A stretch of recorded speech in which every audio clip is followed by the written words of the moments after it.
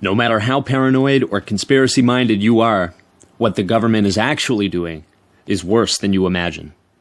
William Bloom, former U.S. State Department employee and author of Rogue State, A Guide to the World's Only Superpower. You might be noticing how controlled the recent events in the media seem to be lately. The MH370 and MH17, this plane hasn't gone down in 17 years, yet two from the same airline go missing and then crash. There's also a barrage of suspicious mass shootings that have happened that have suddenly ceased out of nowhere. A US-funded and trained militant group, ISIS, wreaking havoc on the Middle East, targeting religion with questionable beheadings. There's also the Ferguson protests, drawing as many false dilemmas in as possible, like race, people versus police and police brutality, division and agitation to keep us from realizing that this is not about those social issues, but this is really and always is about control. We need to understand that there are ulterior motives at work. Police state and martial law has been stepped in with this Ferguson event, and really, even though they try to induct these things, it's really all about distraction, because this is their main game, and they will never stop trying to distract you. You will never stop being fooled by it. I don't care who you are or how long you've been awake for, you will never stop being fooled, especially if you're not careful. They put us against each other all the time, from outside with the mainstream media and within with people infiltrating our movement. Most of these who have been awake for quite some time can tell that this is nothing new, but time is running short, guys. These questionable events are occurring at alarming speeds. Let me clarify. On the mainstream media, not every event is a hoax, but every event that makes it on the mainstream media is on it for a reason. Once again, mainly to divide us and to distract us. Many of us can instantly pick this out, but for some of us, especially the newly awakened, we will fall for it, but we all do at many times, like I've said before.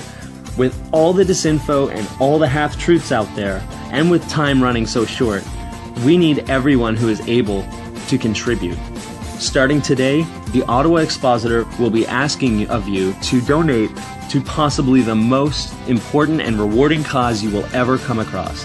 On a semi-regular basis, we are going to be asking you and encouraging you to create your own channel.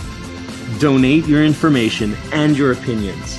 You can also make your voice heard by doing many things like sending letters to your newspaper editor, street talk.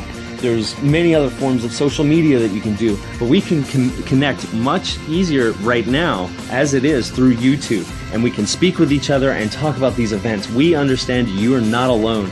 Through the fog of the information war, you are not alone. And we, as those who honestly seek the truth, need your voice. These channels and sites are great places with fellow resistors. I have it right there for you. And ladies, take a look at this. I want to show you that you are definitely not alone. Over a quarter of my viewership this month are female. Now you know that there are plenty of women and men that would rather hear your beautiful voice over mine. I'm telling you. We will wake up so many more people together if we just work together and we share information and we also try and make sure that we're on the right track. We're not going to fail. We're going to be able to pick these guys out and get to the next level and the next layer of their deception. Remember this. Do not let them divide or distract you.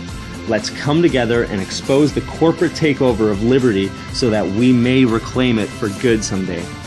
I'm not an expert, and we don't need to be in order to have a voice.